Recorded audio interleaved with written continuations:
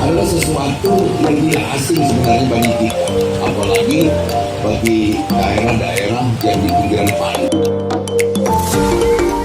Ya, kalau sabun ini memang potensinya luar biasa. Tinggal lagi kita mencari siapa yang mau menjadi eksekutornya. Kita kemarin sudah mengadakan FGD, sudah mengadakan pertemuan dengan salah satu eksportir di Lampung, dan mereka siap, artinya memfasilitasi. Andai kata kita tidak bisa langsung ekspor ke negara tujuan, mereka siap memfasilitasi. Nah, tinggal lagi kemauan dari pengusaha kita, stakeholder kita, bagaimana ini untuk menghidupkan industri sabut kelapa ini. Sebenarnya potensi sudah ada di Banyuasin, itu sudah ada pabrik sabut kelapa, hanya saja belum berproduksi.